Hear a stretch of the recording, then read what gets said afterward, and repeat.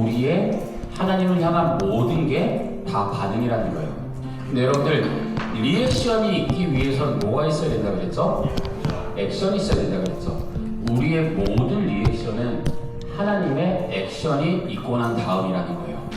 그렇다라고 한다면은 우리의 모든 반응에 있어서 우리가 반응할 수 있는 이유가 뭐라고요? 하나님 때문이라는 겁니다. 여러분들 우리가 예배할 이유는 그거 하나로 충분합니다. 뭐 다른 거 다 필요 없어요. 우리가 뭐 다 필요 없습니다. 우리가 예배할 이유는 단 하나, 하나님이 우리를 먼저 사랑하셨기 때문입니다. 그 사랑을 누구로 보여주셨죠? 예수님이라는 분으로 자신의 사랑을 보여주셨습니다. 그렇기 때문에 여러분들 우리는 예배할 이유가 이거 하나로 충분합니다. 이 시간 우리 함께 예배할 때 기쁨으로 주님을 찬양하기 원합니다. 이 찬양 시간이 힘들 수도 있어요. 하지만 찬양은 누구만이 할 수 있는 거냐면요, 하나님께 반응된 자만이 할 수 있는 겁니다. 다른 누구도 할 수 없습니다. 오직 찬양이라는 것은 하나님께 반응된 자만이 고백할 수 있는 아주 기쁜 행위입니다. 그러니까 여러분들이 이 시간 우리 함께 찬양할 때 기쁜 마음으로 반응하길 원합니다. 이 시간 찬양하기 전에 잠깐 기도하겠습니다. 여러분들 우리의 눈을 감고 잠시 기도할 때 하나님, 이 시간 주님을 우리가 예배합니다. 주님을 예배하며 나아가는 이 시간이 오직 주님께만 반응되는 시간이 되게 하여 주시옵소서. 우리의 입술 열어 주님을 고백하게 하여 주시옵소서. 우리의 마음을 열어 주님만을 고백하게 하여 주시옵소서. 주님의 음성이, 주님의 말씀을 통하여서 말씀하시는 그 음성을 우리가 이 시간 듣길 소망합니다. 함께 기도하겠습니다. 사랑의 주님, 감사합니다. 하나님 인도하시는 하나님 아버지 주님 붙들어 주시옵소서. 하나님, 우리의 부족한 마음을 하나님 주님이 우리를 살려주셨습니다. 하나님이 살려주셨습니다. 하나님이 인도하시는 아버지 귀한 시간에 하나님 붙들어 주시옵소서. 아버지, 우리가 주님께 반응되어지는 시간이 되길 소망합니다. 하나님, 주님께 반응되어지는 시간이 되길 소망하는데 하나님, 우리에게 너무나도 기쁜 예수 그리스도라는 분을 보내셔서 하나님의 사랑을 확증하셨습니다. 하나님, 우리가 예배할 수 있는 이유는 이 하나로 충분하오니 하나님, 이 시간 우리가 예배할 수 있게 하시옵고 예수 그리스도의 사랑에 반응될 수 있게 하여 주시옵소서. 하나님, 우리 부족한 마음을 가지고 이 죄악된 마음을 가지고 하나님의 사랑에 반응할 수 있게 된 것은 오직 예수 그리스도가 우리를 십자가 위에서 우리를 위해 죽으신 것입니다. 하나님, 그러니 우리가 이 시간 기쁨으로 반응하게 하여 주시옵소서. 하나님, 우리 학생들이 기쁨으로 반응이 되게 하여 주시옵소서. 오직 예수 그리스도의 사랑이 하나님 아버지 주님 안에서 하나님 우리가 정말 예수 그리스도와 함께 아버지 그렇게 되는 우리가 되길 소망합니다. 하나님 아버지, 우리는 주님께 예배하며 나아갈 수 없는 존재들이지만 하나님이 예수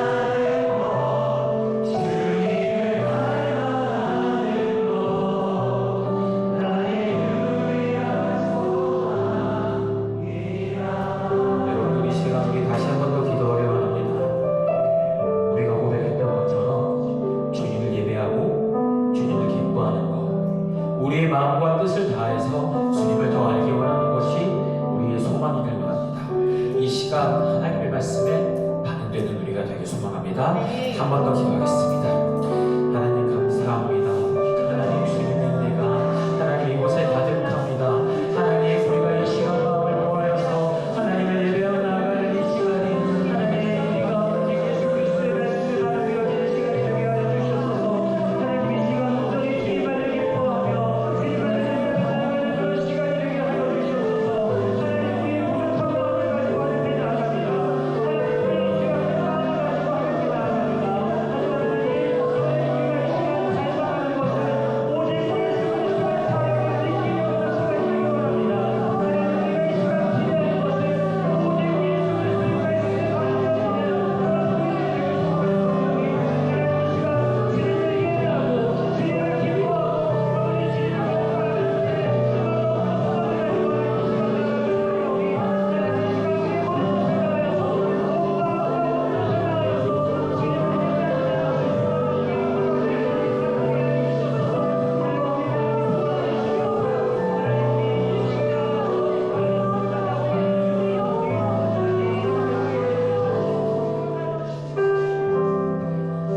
사랑의 주님 감사합니다.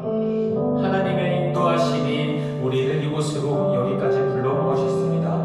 하나님 우리가 3일 동안 내가 아직 오지 않았지만 아버지 이 수련의 기간 동안 우리에게 너무나도 큰 은혜 부어주셨습니다. 하나님 오늘 부어주실 은혜를 기대하고 내일 우리에게 더욱더 크신 부어주실 은혜를 기대합니다. 하나님 우리가 그것을 기대하며 이 시간 예배하며 나아가는데 하나님 우리가 다른 생각하지 않고 오직 예수 그리스도의 말씀에 반응되는 시간을 기대하며 우리가 이 시간 마음을 모아서 주님을 예배하며 나아가기를 소망하오니 하나님 이 시간 찾아오셔서 우리를 반응시켜 주시옵소서. 하나님 우리를 반응시켜 주시옵소서. 예수 그리스도의 말씀에 예수 그리스도의 음성에 우리를 반응시켜 주시옵소서.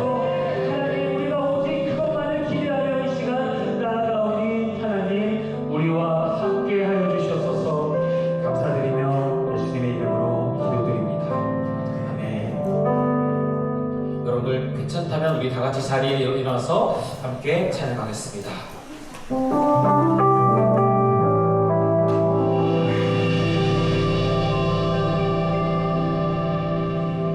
줄 찾는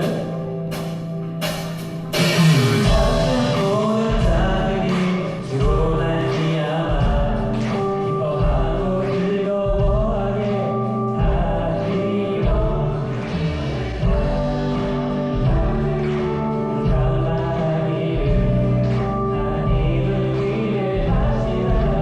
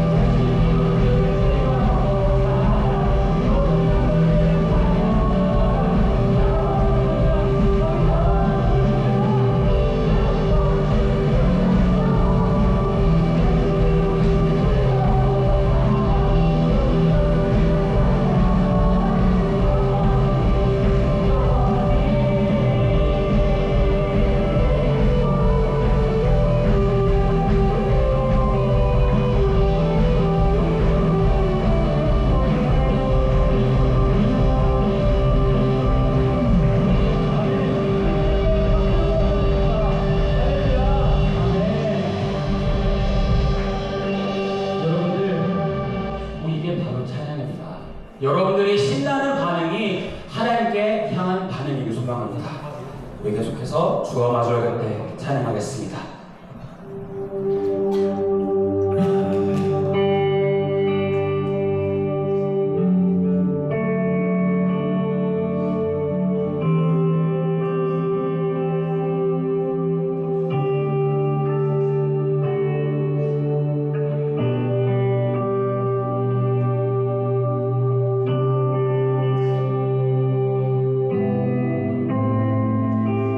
여기 고백합니다.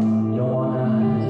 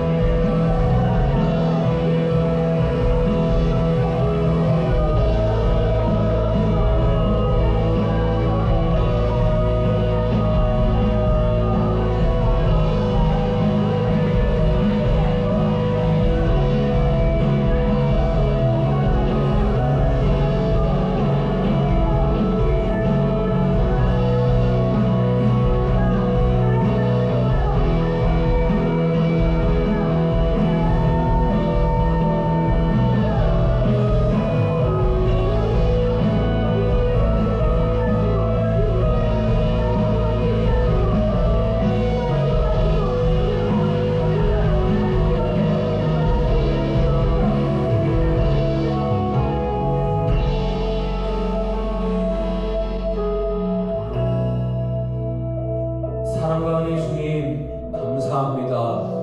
하나님, 우리가 이 시간 이 자리에서 주님을 찬양하였습니다. 하나님, 우리가 이 자리에서 주님을 찬양할 이유는 아버지 오직 예수 그리스도 그분 한 분만으로 족합니다. 하나님, 우리가 이 시간 주님을 위하여 주님을 향하여 주님께 우리가 찬양 드렸사오니 하나님, 우리의 예배 우리 찬양 기뻐 받으실 줄 믿습니다. 하나님, 이제 우리가 말씀을 듣습니다. 말씀을 들을 때에 피곤치 않게 하시며 곤비치 않게 하시며 하나님, 우리의 마음을 열어서 주님의 말씀을 듣게 소망하오니 오직 우리를 변화시키시는 것은 오직 예수 그리스도의 말씀임을 고백합니다. 하나님, 말씀을 들으면 내 안에 찔림 있게 하여 주시옵소서. 내 안에 어둠의 빛이 비추게 하여 주시옵소서. 그리하여서 예수 그리스도 안으로 나의 인생이, 나의 삶이, 나의 모든 것이 예수 그리스도의 말씀으로 변화되게 하여 주시옵소서. 감사드리며 예수님의 이름으로 기도드립니다. 아멘. 우리 주님께 박수를 올려드립니다.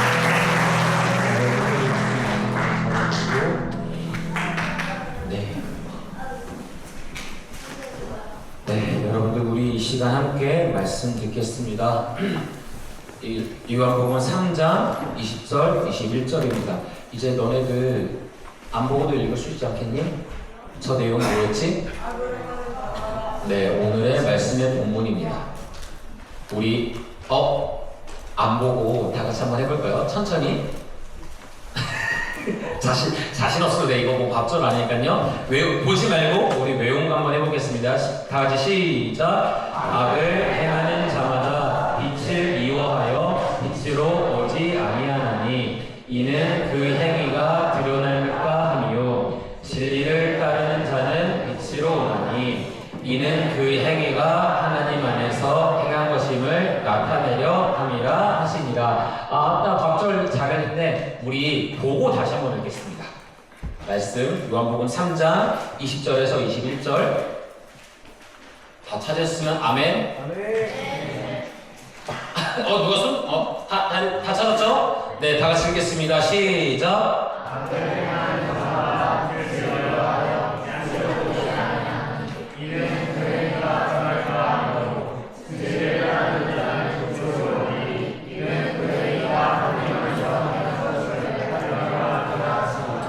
오케이, 여러분들 오늘 설교 본문이 몇 장이에요?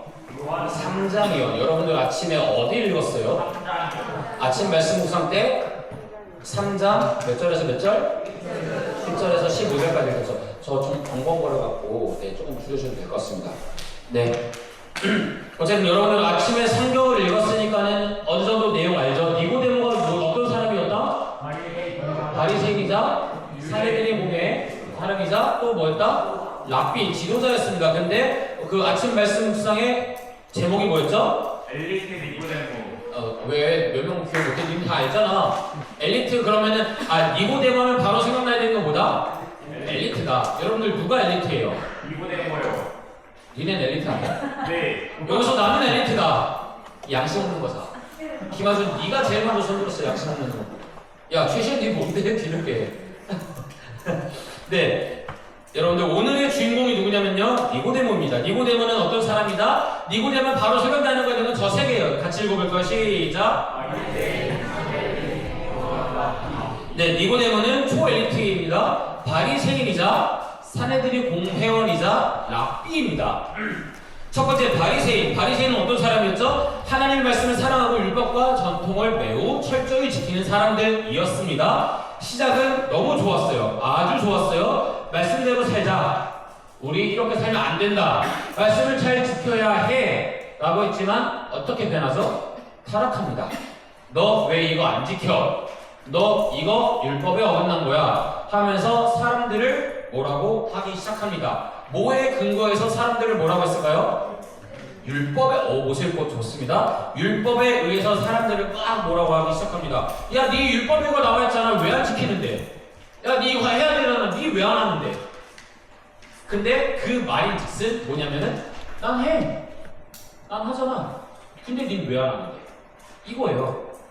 근데 여러분들 성경을 한 단어로 요약하면 뭘까요? 사랑. 박수! 유진아, 누가 배웠어? 저요. 네, 예. 제 의도가 달랐지만 난 네, 좋습니다. 네, 성경을 한 단어로 기억하면 사랑이에요, 사랑. 근데 이 사랑을 두 개로 나눌 수가 있어요. 누구 사랑? 누구 사랑? 아브라함이 왜 나와? 하나님 사랑, 이웃 사랑입니다. 이게 나와 있는 대표적인 게 뭐다? 계명이 누가 들었어? 박수! 네, 제가 알려줬습니다. 네, 여러분들 잘 배우고 싶으면 제 자반에 들어오세요. 네, 성경을 둘로 나누면 하나님 사랑, 이웃 사랑인데요. 세상이 말하는 사랑은 뭘까요? 세상이 말하는 사랑은 나한테 향해 있어요. 나 무조건 내가 기준이에요. 근데 성경이 말하는 사랑은 너를 위해, for you, 너를 위해. 하나님 사랑, 이웃 사랑, 거기에 나라는 게 들어가 있나요? 안 들어가 있습니다. 성경에서 말하는 사랑은 세상에서 말하는 사랑과 다릅니다. 세상에 말하는 사랑은 내가 가장 우선입니다. 하지만 성경은 이거 조금 유식한 말로 배타적인 사랑, 배타적이 아니라 이타적인 사랑이죠. 네, 평소에 똑똑하지 못해서 이타적인 사랑을 말합니다. 내가 아니라 저 사람을 위한 사랑. 그래서 바리새인들은 말씀을 왜 안 지켜? 네 지켜야지 말하고 하는 게 뭐가 있냐면은 안 지킨 거 맞아요. 하지만 그 사람을 사랑하는 마음으로서 지켜야지 하면서 이렇게 잘 했었어야 되는데 그냥 찍어 누르기 급급했던 게 바로 바리새인의 모습입니다. 지적질하면서 그 안에 사랑이 담겨있진 않습니다. 여러분, 저도 맨날 여러분들에게 뭐라고 하지만 제 안에 사랑이 있는 거 알죠? 다시 할게. 저는 여러분들에게 자주 뭐라고 하는 사람이지만 제 안에 사랑이 있는 거 여러분들 알죠? 이거 뭐냐 이게 너무했다 야. 어쨌든 제가 종종 하는 말인데요. 바리새인을 얘기할 때 가장 쉬운 말이 뭐냐면요. 세상에서 제일 이쁜 박스를 가져와요. 세상에서 제일 이쁜 포장지를 갖고 오고 거기다가 뭐를 포장하냐? 똥을 포장하는 거예요.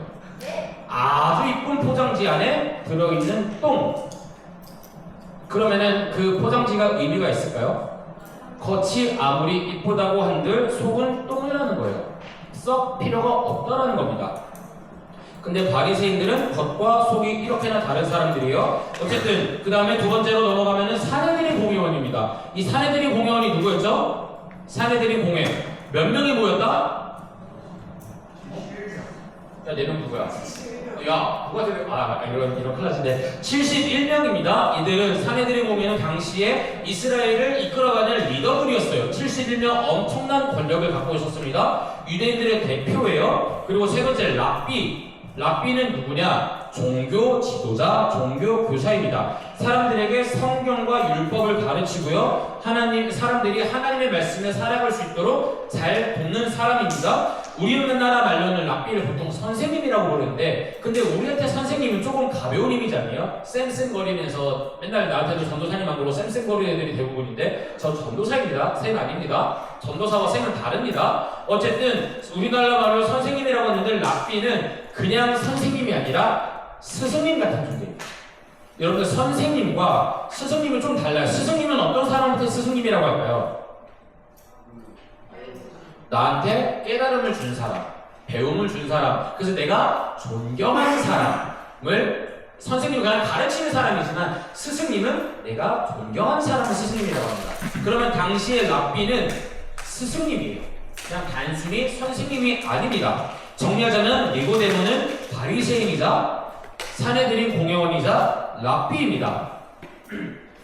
그러니까 랍비로서 사람들에게 성경을 가르치며 존경받는 스승이었고요. 사내들이 공회원으로서 엄청나게 권력을 갖고 있는 사람들이었습니다. 거기다가 바리새인이었어요. 그러면 그냥 그 당시에 이스라엘에서 아주 어마어마한 권력자이자 엘리트였다는 말입니다. 그리고 니고데모의 집안을 전쟁 영웅의 집안이라고 추정하거든요. 왜냐하면 니고데모 이름이 정복자라는 뜻을 갖고 있어요. 그래서 오래전에 이스라엘 최고의 가문, 전쟁을 승리로 이끌었던 가문일 것이다 라고 추측을 하는데 그렇다고 한다면 돈도 많아요, 지방도 빵빵해, 권력도 갖고 있어, 똑똑해, 니네가 갖고 있는 거 아무것도 없네. 얼마나 대단한 사람인지 니고데모가 우리는 알 수 있습니다. 근데 그 대단한 인물이 오늘 예수 그리스도를 만나면서 말씀에 반응하게 됩니다. 니고데모는 총 요한복음에 총 3번 나와요. 몇 번 나온다? 3번. 3장에 한 번, 7장에 한 번, 19장에 한 번. 어디 나온다고? 3장, 7장, 19장. 이제 어제 여러분들 지도 봐서 알겠지만 갈릴리가 어디 쪽이었죠? 이스라엘에서? 위쪽. 예루살렘은 어디였다? 아래쪽이었습니다. 예수님은 갈릴리에서 많이 활동했었는데 갈릴리는 잘 사는 동네였을까요? 썩 잘 사는 동네가 아니었습니다. 반대로 예루살렘에는 뭐가 있었냐면 사내들의 공회가 예루살렘에 있었습니다. 그러면 예루살렘의 수도예요. 그 가운데 사내들의 공회가 있는 거예요. 그러면은 얘네들은 굉장히 권력층이죠. 우리나라 여의도에 뭐가 있어요? 국회사장 있잖아요. 그거랑 똑같은 거예요. 어마어마하게 권력자들이자 돈도 많은 사람들이었습니다. 당시 여러분 유대 지도자라고 하면은 그냥 사내들의 공회라고 그냥 생각하면 됩니다. 당시 유대 지도자는 저 멀리에 있는 갈릴리에서 활동하고 있는 예수라는 인간에 대해서 소문을 들어서 알고는 있었어요. 하지만 갈릴리에서 뭐가 있냐 신경도 안 씁니다. 저 대단했으면 예루살렘에 와서 활동했겠지. 저 사람이 갈릴리에서 활동하는 거는 실력도 없고 그거 다 그냥 뜬소문이야 헛소문이야 하면서 신경도 안 씁니다. 근데 예수님이 보통 갈릴리에 많이 있었는데 이때만큼은 예루살렘에 가시거든요. 근데 예루살렘에 예수님이 왔다는 소식을 듣고 누가 찾아가죠? 니고데모가 찾아갑니다. 그리고 예수님을 만나자마자 아주 특이한 반응을 보이는데요. 우리 같이 읽겠습니다. 시작.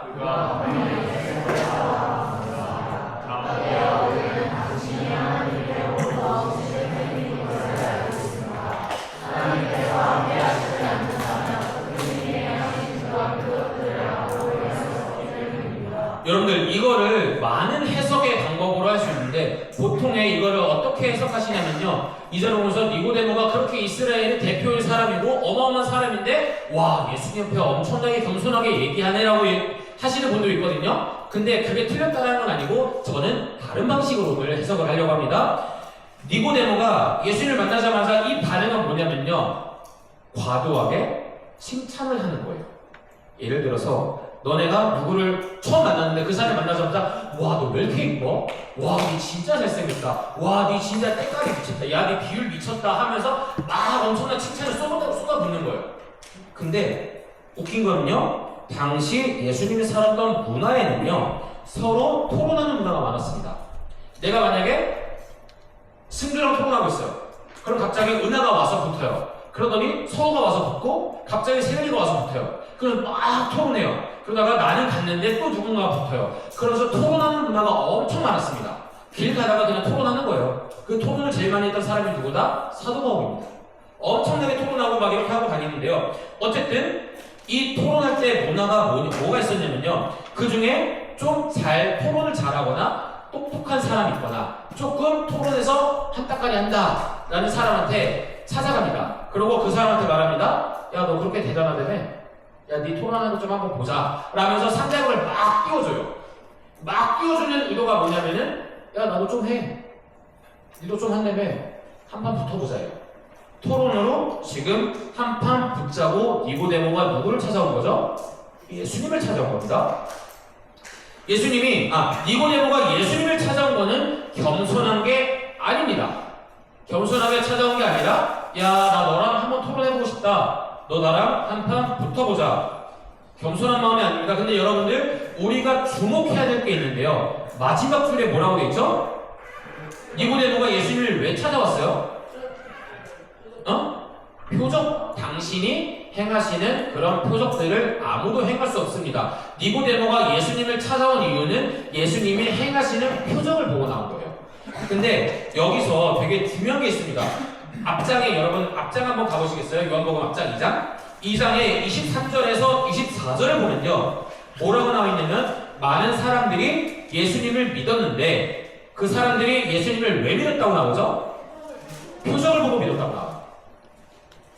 예수님이 행하시는 표적이 뭐냐면요. 인간이 할 수 없는 그런 기적들을 그냥 생각하면 됩니다. 예수님이 행하시는 기적을 보고 믿었다고요. 인간이 할 수 없는 일을 지금 누가 하고 있는 거예요? 예수님이 하고 있는 겁니다. 그러니까 저 사람 인간이 할 수 없는 일을 하네? 저 사람 어떤 대단한 사람인가 보다 하고 믿었던 거예요. 그러면은 이스라엘 사람들이 예수님을 예수 그리스도라고 믿은 걸까요? 아니면은 대단한 능력 있는 사람이라고 믿은 걸까요?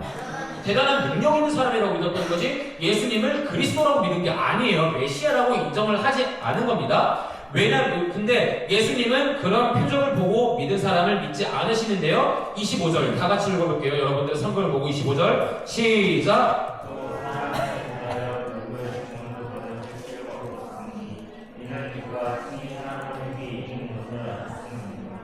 왜 안 믿었대요? 예수님이 왜 안 믿었대요? 야, 니네 다 알잖아. 읽었잖아.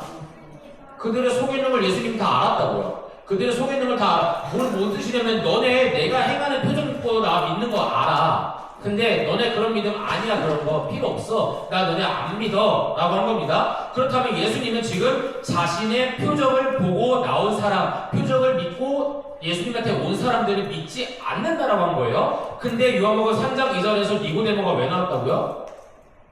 표적을 보고 믿고 나왔다고요. 그러니까 예수님은 니고데모가 이미 말한 나는 당신의 표적을 아무도 행할 수 없는 그 표적을 행한 걸 알고 왔습니다 라고 하는 순간 이미 예수님은 니고데모의 마음을 알고 계셨습니다. 그렇게 해서 니도 똑같아. 니 왜 나왔는지 나 알아 라고 말씀을 한 겁니다. 여러분들 성경을 3장 3절에서 21절까지 총 19절이거든요. 이게 예수님과 니고데모의 대화인데 이 19절에서 예수님이 몇 번 말하는지 니고데모가 몇 번 말하는지 한번 세어볼래요?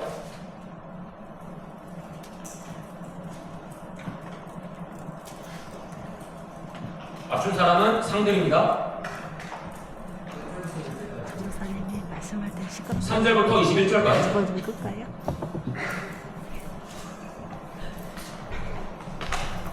야, 니 열심히 찾니까 5, 4, 3, 10, 9, 알겠어. 예수님 몇 번 말했어? 김지호? 17번? 17번 확실히 정답 바꿀 기회 줄게. 안 바꿔? 그럼 니고데모 몇 번 말했어? 4번. 4번? 땡! 예수님 18번, 니고데모 4번. 3번. 땡! 18번. 땡! 얘들아, 시간이 가니까.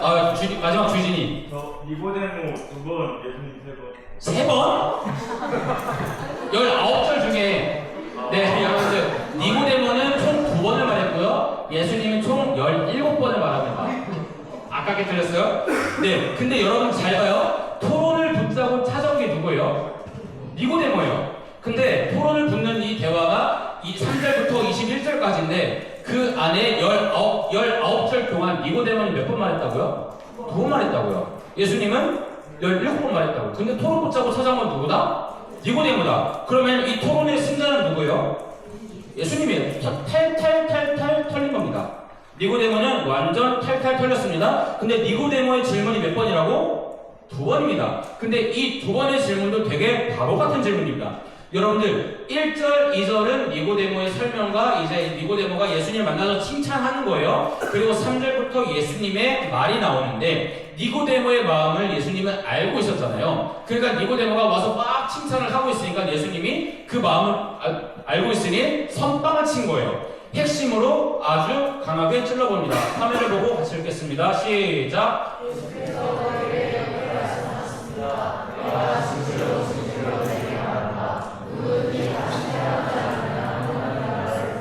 저 다시 태어나지 않는다면 좀 고급된 말로 뭘로 바꾼다? 거듭나지 아니하면이 다시 태어나지 않으면입니다.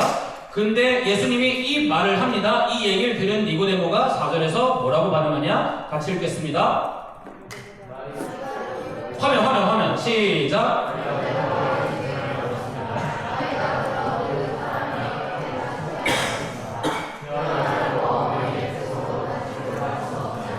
예수님이 뭐라고 말했어요? 사람이 다시 태어나지 않으면 하나님 나라를 볼 수 없다. 근데 니고데모가 뭐라 대답하죠? 사람이 어떻게 다시 태어납니까?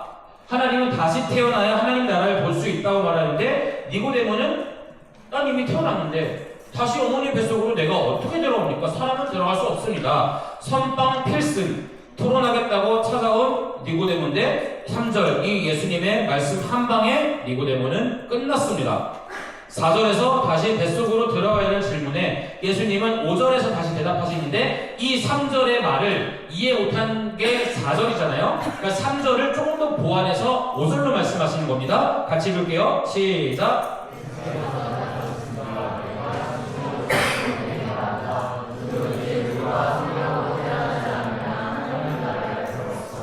네, 저 물과 성령은 그냥 같은 거라고 합니다. 3절에서 예수님이 뭐라고 말씀하셨어요? 다시 태어나지 않으면. 근데 이해를 못했죠, 니고데모가. 그러니까 5절에서 뭐라고 해요? 조금 더 디테일하게 물과 성령으로 태어나지 않으면 하나님 나라에 들어갈 수 없다. 여러분, 니고데모가 어떤 사람이라고요? 이스라엘의 최고의 지성입니다. 최고의 가문이에요. 최고의 부자예요. 모든 것을 갖고 있는 이스라엘의 대표라고 할 수 있는 인물이에요. 유대인의 대표라고 말할 수 있는 게 니고데모라고요. 근데 그런 이스라엘의 대표가 예수님의 질문, 저 3절 한 방에 나가 떨어져서 이해를 못합니다. 예수님의 질문 이해조차 하지 못하고요. 19절, 19절의 대화 중에 두 번밖에 대답을 못하는데도 질문밖에 못하는데 그것도 이해하지 못한 상태에서 이상한 질문을 던진다고요. 예수님이 니고데모한테 무슨 말씀을 하신 거냐면요. 같이 읽겠습니다. 시작.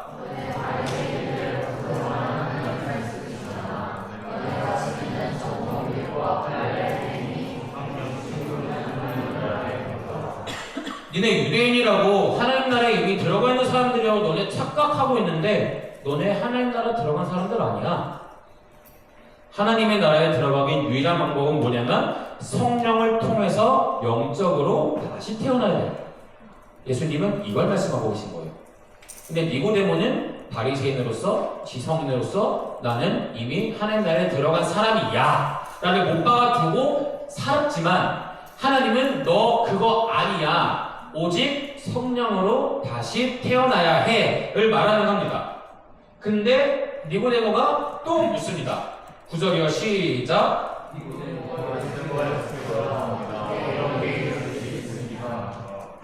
니고데모는 지금 이해했나요? 4절에서도 이해했나요? 4절과 9절 총 니고데모의 대답은 2번입니다. 근데 2번 다 니고데모가 이해하고서 대답을 한 건가요? 이해하지 못하고 배신한 거예요. 이거 어떻게 된 겁니까? 이거 난 모릅니다. 이거예요, 지금. 니고데모는 여전히 이해하지 못합니다. 지금까지 왜? 내가 알고 있던 정보랑 너무 다른 이야기.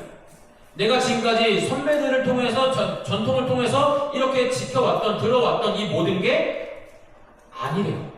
예수님은 너 그거 아니야. 너 잘못하고 있어를 얘기하는 겁니다. 그렇다면 지금까지 자신들의 믿음이 좋다고 나 믿음 좋으니까 나 이거 지키니까 사람들한테 어떻게 했어요? 야 너 그거 지키라고 너 지키라고 안 하잖아. 난 지킨다고. 난 지키는데 니는 왜 안 지키냐고 하면서 지적질하던 이 바리새인 사내들의 공회 이 유대인의 지도자들한테 예수님은 직격탄을 날린 겁니다. 니 그거 아니야. 그리고 얘네들은 행동을 너무 많이 강조했습니다. 율법을 잘 지키고 할례하고 할례가 지금의 세례입니다. 세례 받고 뭐 전통 잘 지키면 된다. 여러분들 어제 계획할 때 제가 뭐라고 했나요? 믿음이 먼저냐? 행동이 먼저냐? 뭐가 먼저라고요? 믿음이 먼저라고. 리액션이 있기 위해서 뭐가 있어야 된다? 액션이 있어야 된다고요. 예수님은 믿음이 우선이라고 하는데 얘네는 지금 뭐를 말하냐? 행동이 먼저라고 얘기한다고. 하나님의 액션이 없었음에도 불구하고 얘네들은 액션 없이도 우리들의 리액션으로 가능하다라고 얘기를 하는 게 바리새인들이라고. 얘네는 행동만 한 거예요. 행동만 하면 믿음이 있겠지. 근데 믿음도 생각도 안 하고 그냥 행동만 합니다. 근데 행동을 한다고 여러분들 믿음이 생길까요? 안 생깁니다. 만약에 행동을 했는데 믿음이 생겼다, 저를 찾아오세요. 그러면 제가 아주 비싼 닭을 사겠습니다. 절대로 행위로만 믿음이 생길 수가 없습니다. 예수님은 말씀하십니다. 야, 그거 아니야. 니네 하는 거 다 필요 없어. 오직 성령으로 다시 태어나야 돼. 너네가 하는 인간의 방법으로 아무런 소용이 없다라고 말씀을 하시면서 10절에서 니고데모에게 한 번 더 카운트를 치십니다. 같이요. 시작.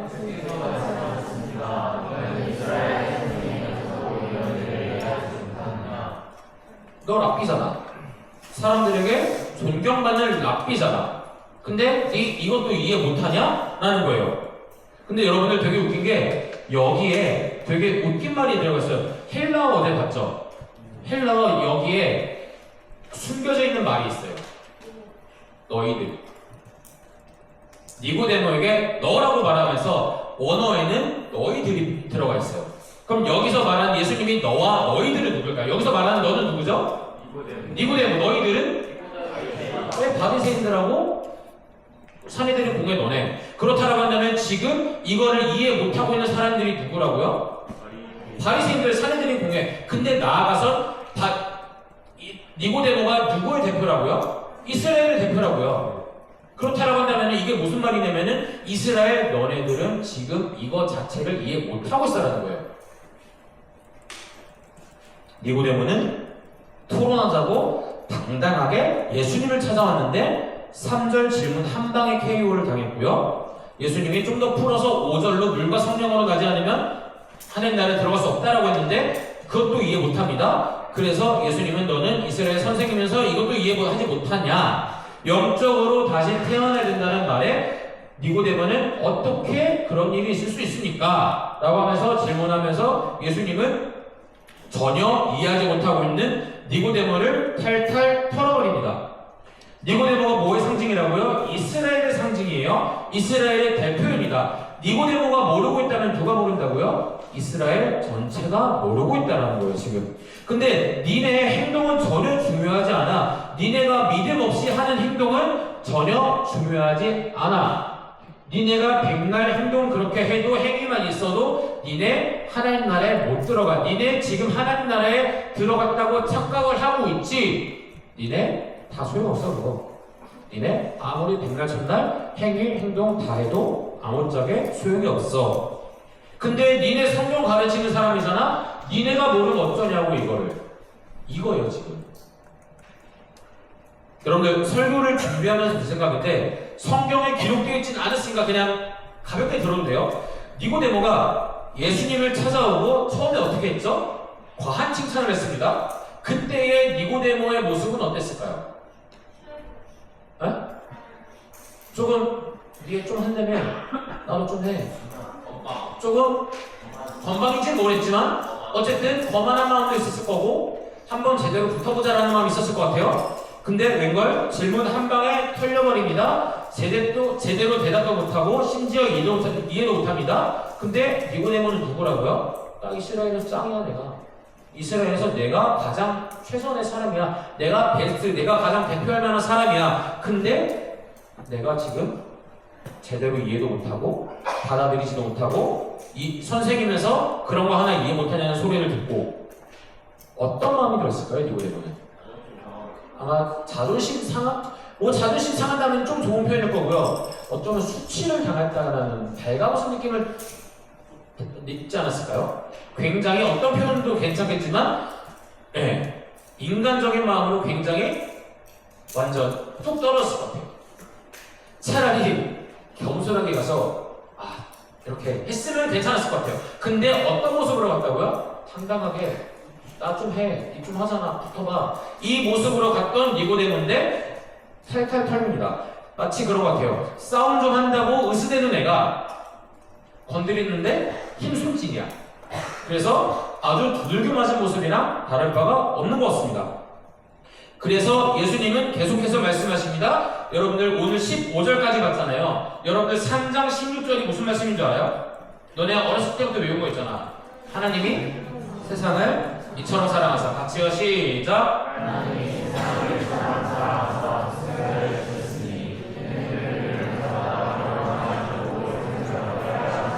이게 니고데모의 대화에서 나온 얘기예요. 여러분들 이거 3장 16절만 똑 떼서 맨날 외웠으니까 어렸을 때부터 봤으니까 이 앞의 내용과 이 뒤의 내용을 몰라요. 근데 이 얘기를 들은 사람이 누구냐? 니고데모예요. 하나님이 세상을 이처럼 사랑하사 독생자를 주셨으니 이는 그를 믿는 자마다 멸망하지 않고 영생을 얻게 하려 하십니다. 여러분들 근데 이거를 보면은 예수님이 이걸 말했을 때 믿음이 있는 사람한테 말한 것 같아요? 믿음이 없는 사람한테 말한 것 같아요? 없는 사람. 누구? 니고데모한테 말한 거예요. 근데 니고데모한테 말한 게 누구한테 말한 거다? 이스라엘한테 말한 거다.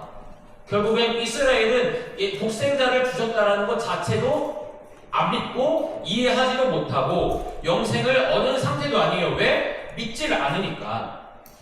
인간은 죄로 죽을 수밖에 없는 존재인데 죄로 인해 영원한 사망을 맞이하게 됐는데 내가 너희를 위해 대신 십자가에 달릴 거야. 내가 죽음으로 너희는 영원한 죽음에 있는 상태에서 영원한 사망에서 영원한 생명을 얻게 될 거야를 예수 그리스도가 지금 누구에게? 니고데모에게, 나아가서 누구에게? 이스라엘에게 말씀하고 있다고 지금. 그리고 하나님이 나를 보내신 것은 세상을 심판하고 멸망시키는 것이 아니라 너희 같은 죄에 빠진 너네들 우리를 구원하기 위해 내가 왔어 라는 것을 지금 3장 16절을 통해 말씀하고 계신다고요. 18절 19절을 같이 읽겠습니다. 시작.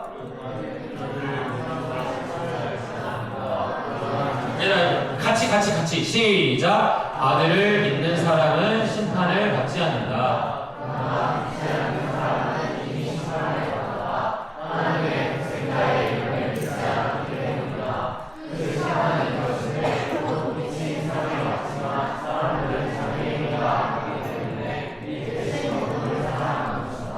여러분들 누구는 중학생에게 이런 얘기를 하면 참 그렇다라고 하는데 여러분들 우리는 무조건 심판을 받습니다. 여기 있는 그 누구 하나도 빠짐없이 전부 다 심판을 받습니다. 우리가 심판대 앞에 섰을 때에 심판을 벗어나는 단 한 가지 방법은 오직 예수 그리스도밖에 없습니다. 예수 그리스도가 아니라면 그 누구도 심판에서 벗어날 수가 없습니다. 우리는 이걸 분명히 알아야 돼요. 그러면 예수 그리스도로 인해서 심판을 받지 않는다는 말이 뭐냐면요. 예수 그리스도를 믿음으로 나의 죄가 해결이 됐다는 말이에요. 그렇다고 하면 심판을 당하는 사람은 누구죠? 죄가 해결되지 않은 사람이라고요. 예수 그리스도를 믿지 않아서 죄가 해결되지 못한 사람은 결국엔 심판을 받는다라고요. 여러분들 제발 부디 예수 그리스도를 믿음으로 그 심판에서 벗어나길 바랍니다. 이 18절 19절에서 뭐라고 말하냐면요. 예수 그리스도를 믿으면 뭐를 받지 않는다? 심판을 받지 않는다. 하지만 예수 그리스도를 믿지 않는 사람은 이미 뭐를 받았다? 심판을 받았다고요. 이미 심판을 받았다고. 이미. 그 심판이 뭐냐면 예수 그리스도라는 빛이 이 세상에 왔는데 죄악에 빠진 사람들은 너무나도 악해요. 그래서 빛 대신 뭐를 사랑한다고요? 어둠을 사랑한다고요. 빛 대신 어둠을 사랑하는 것, 그게 이미 심판을 받은 거라고 합니다, 여러분들. 다시요. 빛 대신 어둠을 사랑한 채로 이 땅을 살아가는 게 이미 심판받은 거라고요. 그래서 여러분들, 가끔 여러분들 중에는 이런 고민을 하는 사람이 있을 거예요. 나는 지옥 가면 어쩌지? 나는 천국 갈 수 있을까? 여러분들, 그것도 물론 중요한 말인데 이 세상을 살면서 그거에 대해서 우리는 큰 고민할 필요가 없어요. 왜냐면 오늘 18절 19절은 뭘 말하고 있는 거냐면 내가 이 땅에서 예수 그리스도를 믿고 살아간다면 그게 천국이고요. 예수 그리스도를 믿지 않는다고 하면 이미 심판을 받은 이 땅에서의 삶이 이미 지옥이라는 겁니다. 그러니까 우리는 그냥 이 땅에서 할 거 없어요. 예수 그리스도만 믿으면 된다고요. 지금 성경은 계속 반복해서 그거를 말을 하고 있는 겁니다. 니네 행위, 행동, 율법 다 필요 없어. 그냥 예수 그리스도만 믿으라고. 이거를 말하는 겁니다.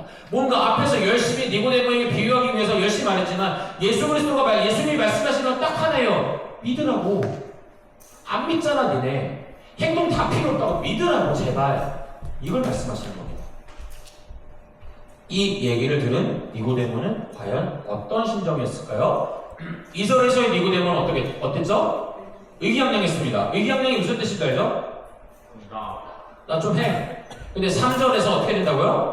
한 방에 틀렸습니다. 4절과 9절에서는 어떻게 된다고요? 예수님의 말에 이해하지도 못하고 다시 질문 던져. 그게 어떻게 해야 됩니까? 다시 뱃속으로 어떻게 들어옵니까? 근데 10절에서는 예수님 뭐라고 말한다고요? 너는 이스라엘의 선생이면서 그것도 모르냐? 근데 16절, 그리고 17절, 18절, 19절 이 예수님의 말씀, 너희를 위해서 내가 왔다. 죽을 수밖에 없는 영원한 사망에서 죽을 수밖에 없는 너희들을 위해서 빛으로 예수 그리스도가 왔다라는 이 얘기를 들은 니고데모의 마음은 아주 충격적이었을 겁니다. 지금까지 내가 믿어왔던, 내가 맞다고 생각했던 그 모든 정답들이 다 아니래요. 내가 지금까지 지켜왔던 이 수많은 것들이 다 필요 없는 거예요. 누가? 예수님이요. 예수님은 뭐가 필요하다고 말씀하시냐면 성령으로 다시 거듭나야 된다. 성령으로 다시 태어나야 된다. 이걸 말씀하시는 겁니다. 이거 3절 뒷부분이고 5절 뒷부분인데 같이 읽어보겠습니다. 시작!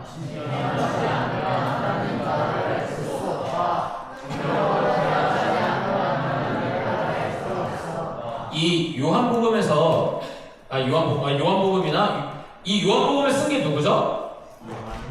무슨 요한? 1번 세례 요한, 2번 사도 요한. 1번 손. 2번 손. 다시 1번 손. 야, 근데 나가. 세례 요한이요. 사도 요한. 세례 요한은 앞에서 이미 죽었습니다. 그리고 사도 요한이 쓴 거예요. 이 사도 요한이 쓴 요한문헌 뭐가, 사도 요한이 쓴 성경이 5개 있습니다. 뭘까요? 요한 복음, 요한 계시록, 요한 일서, 요한 이서, 요한 다 알려졌네. 요한 이 5권을 요한문헌이라고 하는데 요한문헌에는 되게 많이 나오는 게 있어요. 대조가 많이 나와요. 빛과 어둠, 올라가다 내려가다 올라가다, 이런 식의 대조가 되게 많이 나오는데 저런 문학적인 표현이 되게 많아요. 3절에서는 다시 태어나지 않으면 하나님 나라를 볼 수 없다. 5절에서 성령으로 태어나지 않으면 하나님 나라에 들어갈 수 없다. 문학적인 표현이거든요. 요한문헌의 가장 대표적인 모습인데 성령으로 다시 태어나지 않으면 하나님 나라를 볼 수도 없고 들어갈 수도 없다. 니네 이미 하나님 나라에 들어갔다고 착각을 하고 있는데 니네 하나님 나라에 들어간 거야? 아니야? 아니야.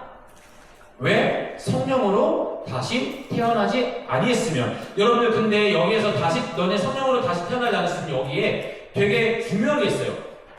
이 거듭나면 이 단어에 원어에는 있는데 한글에는 없는 게 있습니다. 혹시 여러분들 배웠어요 오늘? 뭐냐면은 위로부터라는 말이 있어요.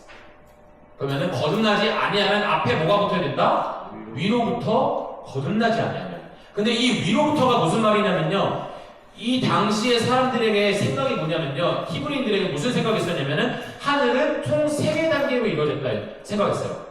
과학이 발전되지 않았으니까 그 당시에는 하늘을 못 올라가 봤잖아요. 그러니까 하늘은 3단계, 3층선으로 나눠진다고 생각했는데 첫 번째 하늘은 뭘까요?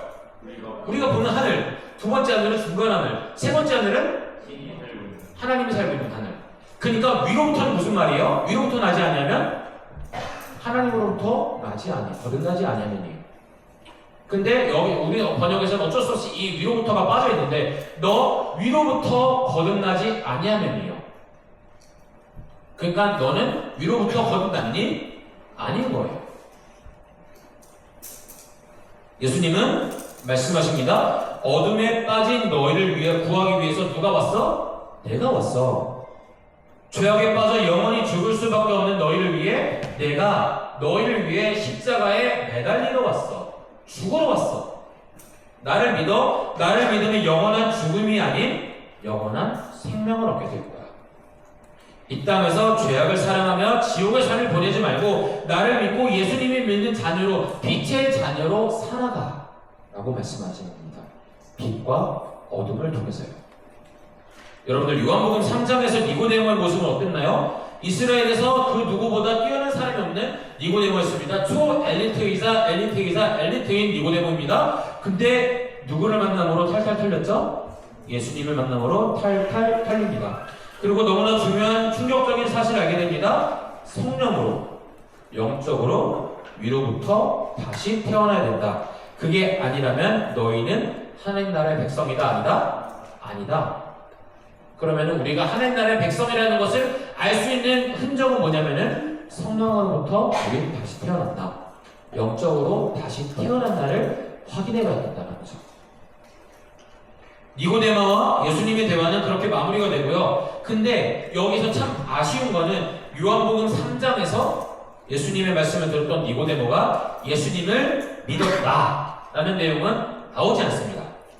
그리고 더 이상 예수님과 니고데모가 만났다, 대화를 했다는 내용이 기록되지 않습니다. 3절은 이렇게 마무리가 되고요. 요한복음 몇 장에서 나온다고? 7장과 19장에서 나온다고요. 그러면 이제 니고데모가 다음으로 등장하는 7장을 여러분들 성경을 한번 펴보겠습니다. 여러분들 7장의 모습을 보면 3장의 모습을 잘 기억하고 있어야 돼요. 3장의 모습과 7장의 모습이 어떻게 다른지 한번 보겠습니다. 예수님은 이제 전보다 인기가 더 많아졌습니다. 예수님이 가는 곳마다 사람들이 모이고요. 영향력이 강력해지니까 이전에는 유대인의 지도자가 예수님의 신경이나 썼어요. 갈릴리에서 저 총구석에서 활동하는 사람을 야, 뜬 소문이야. 왜 믿어? 아니야 했던 사람들이 이제 지도자들도 무시할 수 없는 상태가 됐습니다. 사람들의 관심은 다 자기들이 받아야 되는데 어느 날 누가 등장했어? 예수님이 등장해서 자기들의 인기를 다 가져가니까 이제 신경이 쓰입니다. 가서 뭐라도 해보려고 싸움이라도 붙여보려고 말이라도 한번 해갖고 내가 이겨야지 해보려고 그랬는데 말싸움을 걸어봐도 한마디도 제대로 이기지도 못하고 탈탈 털립니다. 막 갖다 죽이기에는 인기가 너무 많으니까 갖다 죽였으면 우리한테 불똥이 튀겠다 라는 그것 때문에 막 죽이지도 못하고 죽이고 싶어서 기회만 엿봅니다. 근데 이때 예수님은 갈릴리에 있다가 예루살렘에 오신 상태예요. 이 요한복음 7장은. 근데 누구는 예수님의 말씀을 믿고 누구는 믿지 않습니다. 심지어 예수님 보고 사기꾼이라고 말하기도 해요. 예수님의 말씀을 믿는 사람과 믿지 않는 사람이 붙어서 자기들끼리 싸움이 납니다. 이때 사내들인 공예가 움직이는데요. 여러분들의 성경으로 7장 32절 같이 읽겠습니다. 시작. 다시 7장 32절 시작.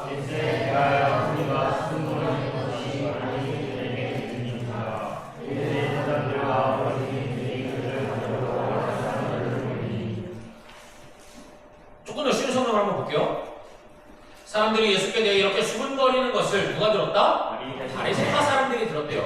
대제사장들과 바리새파 사람들은 누구를 잡으려고? 예수님을 잡으려고 성전 경비병을 보냅니다.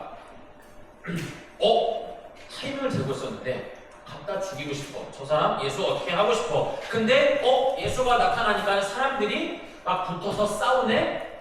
오케이. 뭘 잡은 거예요? 꼬투리를 잡은 거예요. 오케이. 예수 잡아와. 근데 예수님을 잡으러 간 사람들이 예수님이 하신 말씀을 듣는데 성경에 어긋나는 말이 하나도 없습니다. 예수님의 말씀이 전부 다 맞아요. 그리고 못 잡고 돌아오니까 지도자들이 이렇게 말을 합니다. 앞에 보고 읽을게요. 같이 시작.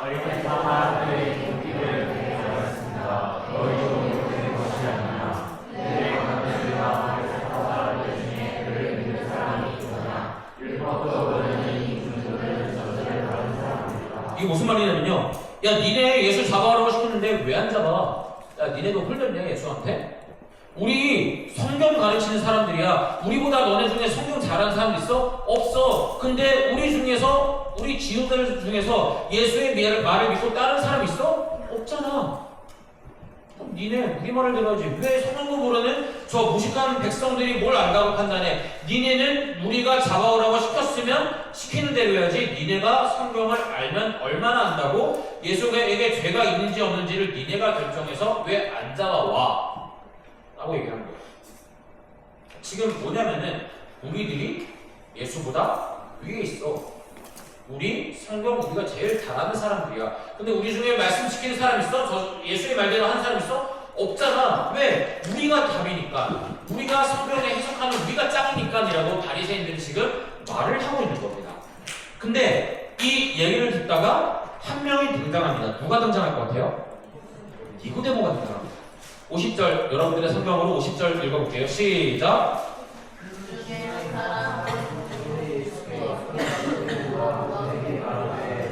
니고데모를 어떻게 설명하죠?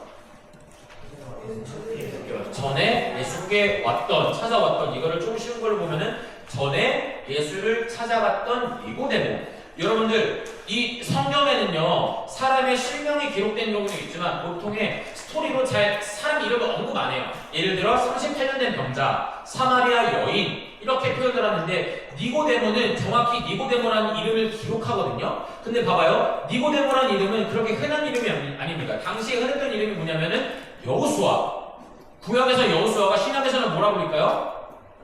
여호와. 예수라고 불립니다. 여호수아가 예수라고 불리고요. 당시 뭐 빌리 뭐 이런 이름이 굉장히 많았습니다. 근데 니고데모라는 이름이 많았을까요? 정복자라는 이름인데 없습니다. 근데 니고데모야, 사내들의 공회원이야, 바리새인이야, 랍비야 이런 사람이 많았을 것 같아요? 아니요. 없어요. 근데 3장에서 1절에서 이 니고데모에 대한 정보를 말했다는 것은 요한이 이 요한복음을 쓸 때 그만큼 확실한 인물이 있었다. 그 사람이 니고데모다.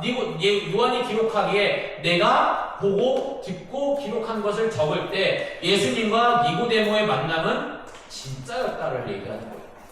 그래서 7장 50절에도 전에 예수를 찾아갔던 니고데모라고, 그 3장의 니고데모가 지금 50절에서 니고데모라고 얘기를 하는 거예요. 이 예수를 잡아오지 않았다고 씩씩거리는 지도자들 사이에서 누가 등장했다고요? 니고데모가 등장했다고요. 50절에서 니고데모가 어떻게 말을 하고 있냐면요.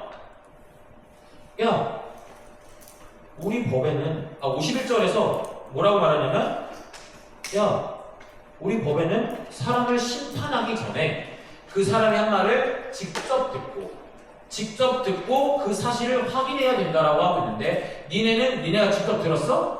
안 들었잖아. 근데 니네 우리 법에 어기고 예수 그리스도를 직접 보지도 않고 그냥 잡아와서 죽이려고 해 라고 말을 하고 있는 거예요. 지금 니고데모가 예수님을 보호하고 있는 거예요. 누구 사이에서? 지도자들 사이에서 예수님을 보호하고 있습니다. 3절의 니고데모는 예수님과 싸우려 했던 니고데모예요. 7장의 니고데모는 어떤 모습이죠? 예수님을 보호하는 니고데모를 볼 수 있습니다. 근데 아무리 니고데모가 유대인 중에서 그 사람들 중에서 아무리 뛰어난 사람이라고 하더라도 종교라는 이름으로 그 당시에는 사람을 죽일 수 있는 시대였는데 사람들이 몰고 가면 자기도 위험해질 수 있었어요. 하지만 그 사이에서 예수님을 보호합니다. 니고데모는 예수님을 잡아오지 못했다고 씩씩거리는 지도자들 사이에서 예수님을 막무가내로 잡아다 죽이면 안 돼라고 지금 허벌을 치고 있는 거예요. 그 얘기를 들은 다른 지도자들이 뭐라고 말하냐면요. 야, 니 왜 우리 편 안 들고 예수 편 드냐? 여러분들, 니고데모가 어떻게 변했나요? 3장에서의 니고데모의 모습은 지금 찾아볼 수가 없습니다. 그때는 예수님을 적으로 생각해서 한판 붙잡고 찾아갔던 니고데모인데 지금은 어떻게 하고 있죠? 예수님을 보호하고 있다고요.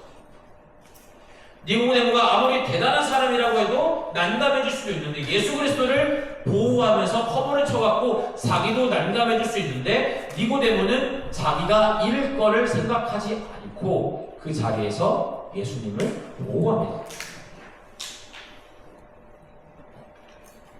같이 읽을까요? 시작! 3장의 니고데모, 예수님과 싸우려고와 예수님을 믿지 못한 7장의 니고데모, 적극적이지 않지만 예수님을 믿지 못하던 니고데모가 7장에서는 어떻게 변했죠? 예수님을 변호하고 보호하고 예수님 편에 듭니다. 그렇다면 마지막 요한복음 19장의 니고데모는 어떨지 한번 보겠습니다. 여러분들 19장 한번 펴볼까요? 그리고 이걸 19장을 설명하기 전에 여러분들 십자가에 대해서 간단? 어쨌든 한번 저번에 여러 수련들을 한번 얘기했었는데 다시 한번 못 듣는 사람들이 많으니까 다시 한번 더 설명할게요. 여러분들 우리가 십자가 하지만 우리들은 십자가 사건을 실제로 본 사람들이 아닙니다. 그리고 우리들은 교회 다닌다면 그 십자가의 사랑, 십자가의 보혈, 뭐 십자가의 은혜, 뭐 십자가의 상 막 이렇게 얘기하는데 대체 그 십자가가 뭔데? 라고 생각하는데 당시에 우리가 생각하는 십자가와 당시 십자가는 차원이 달라도 아주 다릅니다. 당시에 십자가 사형은 누구만 받냐면요, 아주 극악무도한 범죄를 저지른 사람, 절대 용서받지 못할, 플러스 뭐가? 신의 저주를 받은 사람만이 십자가 처형을 받습니다.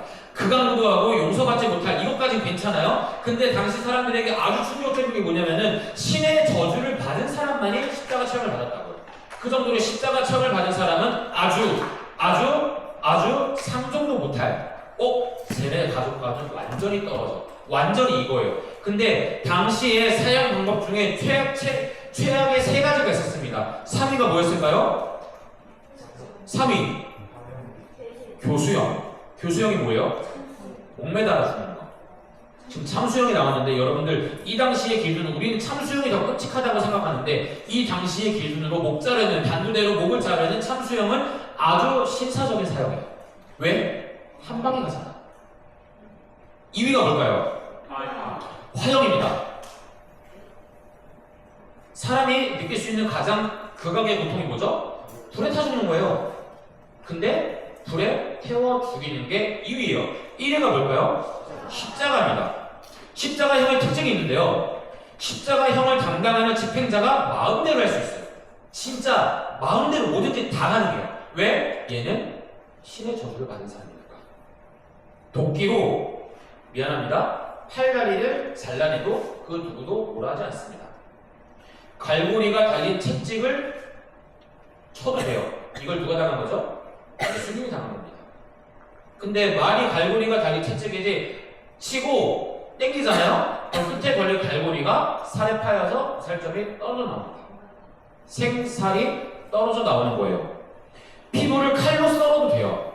어떤 방법이건 상관없어요. 집행자가 원하는 방법대로 그 뭐든지. 여러분들 당시에도 역사를 기록한 사람이 있어요. 뭐 요세푸스나 뭐 이런 사람들이 있는데 이 사람들 당시 역사가 사람들에서 그 사람들의 책에서 십자가 사건은 아주 짧게 기록이 됩니다. 왜 그 사람들은 역사에 있었던 실제 이야기인데 짧게 기록을 할까요? 나도 저주를 받을 것 같아서. 너무 끔찍하니까. 근데 이 십자가 사건이 제일 적나라하게 기록된 게 어딜까요? 성경입니다. 그 정도로 성경은 아주 끔찍한 십자가형을 예수 그리스도의 죽음을 그려내고 있는 겁니다. 여러분들 십자가 매달린 이 사람은 이미 고문을 당한 상태여서 십자가에 매달린 거예요. 예수님도 이미 너무나도 많은 고문을 당한 상태에서 십자가에 매달린 거예요. 근데 그렇게 해서 십자가에 매달려 죽는 거예요. 근데 여러분들 당시에 십자가에 매달려 죽은 사람은 잘 건드리지도 않았어요. 왜 안 건드렸을까요? 처벌받았으니까. 그리고 당시 로마에 의해 죽임을 당한 거거든요. 그러니까 로마가 무서워서. 로마는 우리 힘이 이렇게 세! 라고 하는 거고 사람들은 시체를 수습하지도 못하는 거는 로마가 무서워서. 일부러 그 죽었는데도 십자가 위에 시체를 그대로 두고 매달아놔서 새나 동물이 와서 뜯어먹게 그냥 오랫동안 방치하기도 합니다. 여러분들 굉장히 심각한 처형이 바로 십자가입니다. 예수님이 그저 단순히 우리 위해 십자가에서 죽으셨네가 아니라고요. 그리고 예수님의 십자가 죽음이 얼마나 처참했냐면요. 여러분들 미안합니다. 조금 잔인한 얘기일 텐데 예수 그리스도의 십자가 이 처형을 우리는 반드시 똑바로 알아야 돼요. 이 십자가 사건이 얼마나 끔찍한 거냐면요. 예수님이 죽습니다. 십자가에 매달려 죽었는데 요한복음에 뭐라고 기록됐냐면요. 19장에 뭐라고 기록이 되었냐면 예수님을 죽은 걸 확인하고 예수님의 옆구리를 창으로 찌릅니다. 근데 우리가 옆에서 이렇게 찔렀구나라고 생각을 하는데 예수님은 지금 어디에 매달려 있죠? 십자가 위에 매달려 있어요. 사람 찌른 사람은 어디 있죠? 바닥에 있습니다. 그럼 창을 찌르면 어떻게 되죠? 대각선으로 찌르는 겁니다. 근데 대각선으로 찌르면 이미 죽은 거 다 확인이 됐는데 내 장기나 왼쪽인지 오른쪽인지 모르지만 대각선을 찌르면 어디가 다쳐? 심장까지 갔습니다. 죽였는데 또 죽인 거예요. 그리고 창을 빼면 뭐가 나올까요? 피와 물이 나오는 겁니다. 네, 온몸에 있는 물과 피를 쏟으셨다고 합니다. 여러분들 이거는 단순히 찔른 내가 아닙니다. 죽인 사람을 또 죽인 거예요. 그래서 예수님이라는 그 성인 남성이니까 최소한 60kg 이상이었겠죠? 60kg 이상의 사람을 십자가에 매달리려면 여러분들 얼마나 큰 못이 필요했을까요? 엄청나게 큰 못이 필요합니다. 팔뚝만 해야 될까요? 왜? 찢어지지 않아야 되니까. 팔을 박았을 때 중력 때문에 쏟아져 내려오는 무게 때문에 찢어지지 않아야 되니까 아주 두꺼운 걸 박았을 겁니다. 발에도 아주 두꺼운 걸 박았을 겁니다. 여러분들 십자가라는 건 이마치 끔찍한 사건인 거예요. 누구는 좀 비위가 상할 수도 있어요. 미안합니다. 어쨌든 예수 그리스도의 십자가 사건이라는 거는 아주 끔찍한 거라는 거예요. 근데 이 십자가 사건을 통해 누가 변하냐? 사람들이 변해요. 제사들이 변하고요. 근데 오늘 변한 사람 2명이 나옵니다. 첫 번째 19장 38절에 아리마대 사람 요셉이라고 나오는데요. 우리 화면을 보고 같이 읽겠습니다. 시작.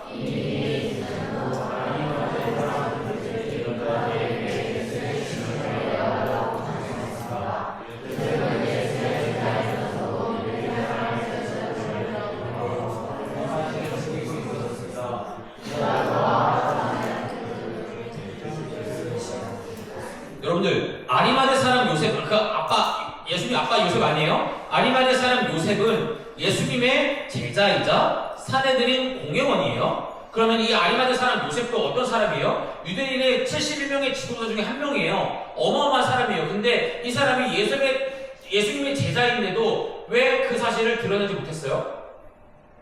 지도자들이 무서워서.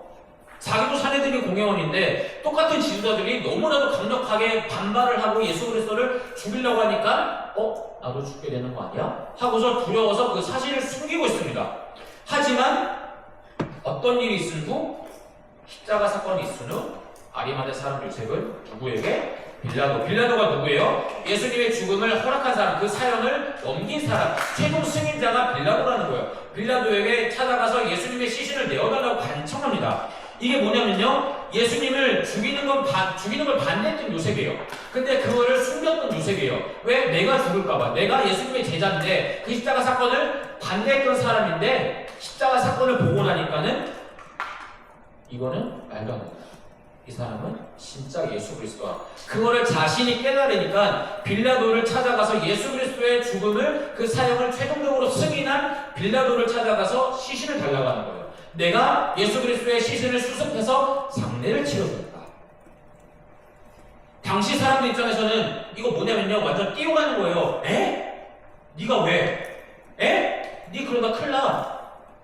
최악의 형벌을 받은 사람을, 신의 저주를 받아서 죽은 자를 유대인의 지도자 중에 한 명이 아리마대 사람 요셉이 나와서 시신을 수습하고 그 사람이 장례를 치른다고? 근데 그 전까지는 요셉이 왜 밝히지 않았죠? 죽을까봐, 나도 위협을 당할까봐, 내가 갖고 있는 거를 잃게 될까봐.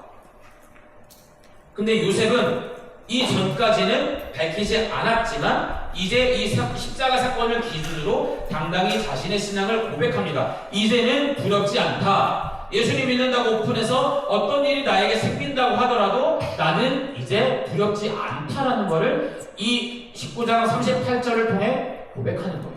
자신의 행동으로. 39절 같이 읽겠습니다. 시작.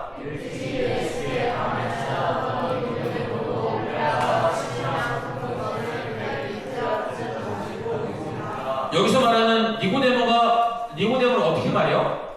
일찍이 예수께 밤에 찾아왔던 이 니고데모가 어떤 니고데모냐면요, 3장의 니고데모, 7장의 니고데모고요, 19장의 니고데모입니다.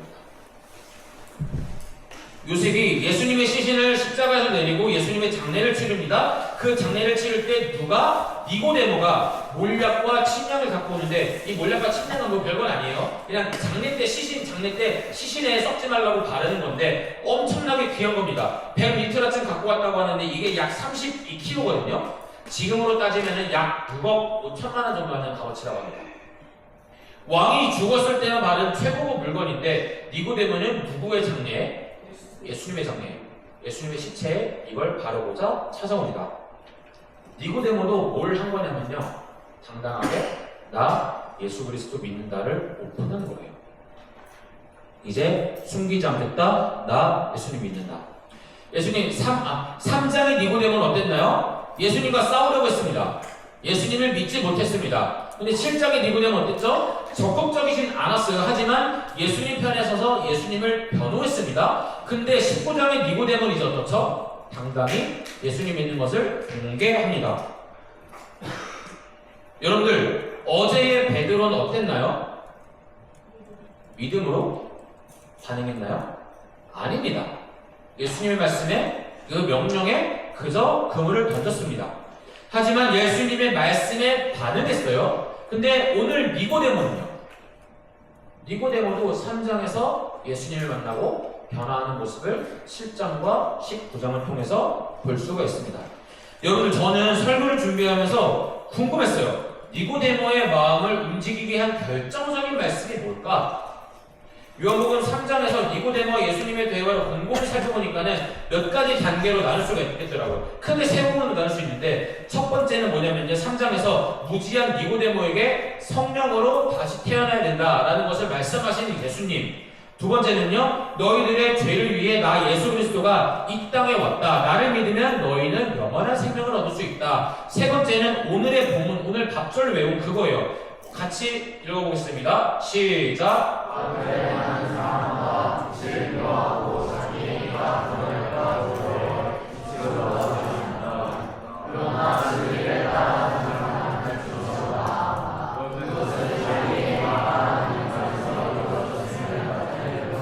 여러분들, 요한복음에서 되게 많이 나오는 게 대조라 그랬죠. 20절과 21절에서 대조되는 게 뭐예요?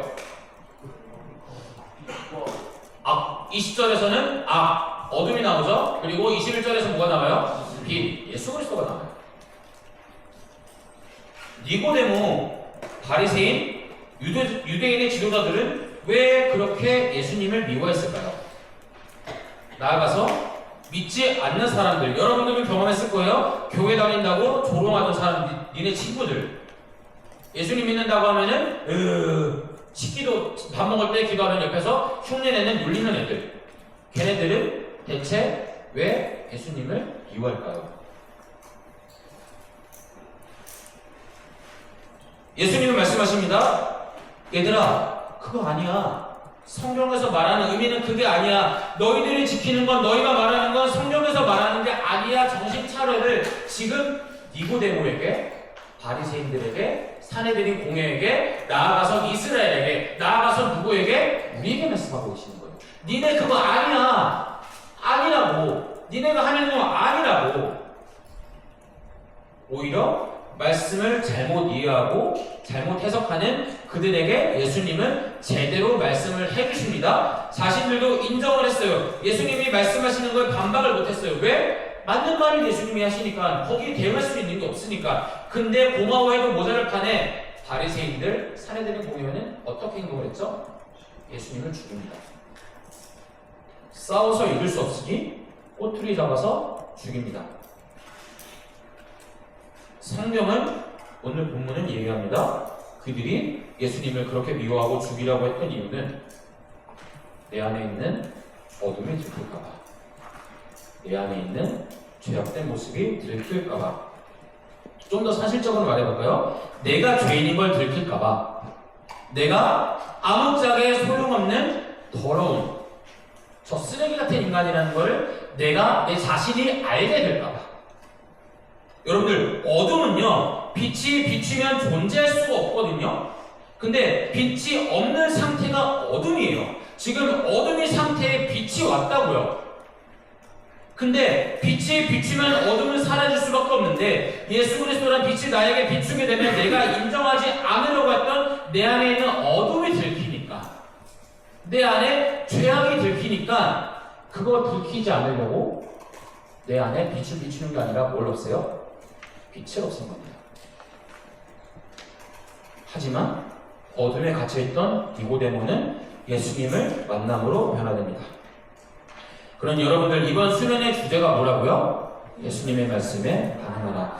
이걸 설명하기 위해서 액션, 리액션, 믿음과 행동, 믿음과 반응, 여러 가지 예화를 들면서 얘기했습니다. 근데 제가 생각하는 여러분들, 수련의 주제, 이 예수님의 말씀에 반응하라를 가장 성경적으로 표현한 게 뭐냐면요, 같이 읽겠습니다. 시작. 내 안에 있는 어둠이 빛으로 사라지는 과정. 예수 그리스도의 말씀으로 내 안에 죄악이 사라지는 거, 이거예요.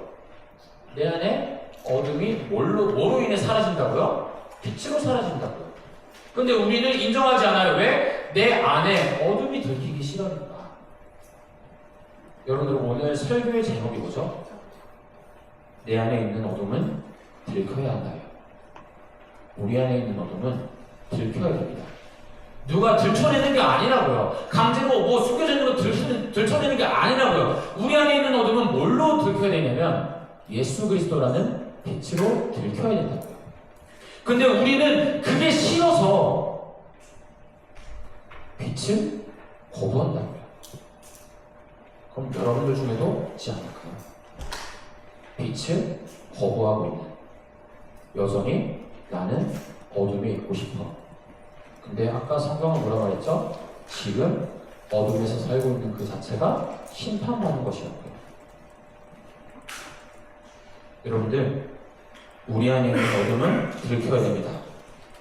꽁꽁 숨겨뒀던 우리 안에 있는 그 추악한 모습이 들켜야 돼요. 누구에게도 말하지 못했고 들키지 않았던 어두운 부분, 누구에게도 보여주고 싶어 하지 않았던 그 부분들이 반드시 들켜야 된다고요. 근데 내 친구한테, 옆에 사람한테 들킬 필요가 없어요. 그저 예수 그리스도 앞에서 빛으로 그냥 드러나면 된다고요. 십자가 사건 이후 예수님의 사랑을 체험하니까 죽을까봐, 내가 피해받을까봐 드러내지 못했던 그 연약한 믿음에서 당당히 예수님을 믿고 드러내는 사람들이 있잖아요. 왜? 내 안에 있는 어둠이 예수 그리스도라는 그 십자가 사랑으로 빛이 비춰졌으니까 내 안에 어둠이 사라졌다고요. 여러분들, 제가 맨날 했던 말이 뭐라고요? 설교 때 맨날 했던 말, 믿는 사람은 달라도 온과 다르다는 말이 여기서 나옵니다. 믿는 사람은 온과는 달라도 다르다는 말이 어떤 말이냐면요, 내 안에 어둠이 들킨 사람만이, 우리 안에 죄악된 모습을 마주한 사람만이 할 수 있는 게 믿는 사람이에요. 그 믿는 사람은 반드시 행동으로 나오게 되어 있고요, 그 사람은 반드시 믿지 않는 사람과 다른 모습을 보이게 될 겁니다. 그래서 믿음이 먼저냐, 행동이 먼저냐? 믿음이 먼저입니다. 행동은 필요가 없다고요. 여러분들, 어제 베드로가 그랬잖아요. 예수님의 말씀에 반응하니, 기적을 체험하니까 주님께 자기가 뭐라고 고백하죠? 죄인입니다. 우리 안에 있는 어둠도 예수 그리스도라는 빛으로 반응하게 되면 자연스럽게 나온 고백이, 주여 나는 죄인입니다. 여러분들 안에 죄악이 예수 그리스도의 빛으로 들켜지기 원합니다. 그래서 내가 세상에서 가장 흉악한 죄인임을, 내가 가장 처참한 인간임을 깨닫고 고백되어지고 그런 기도가 나올 겁니다. 그러면 여러분들 입에서 이런 기도가 나올 거예요. 그래서 주님이 필요합니다. 이게 예수님이 말씀하셨던 성령으로 거듭나 다시 태어남이고요. 이게 바로 회심이자 회개입니다.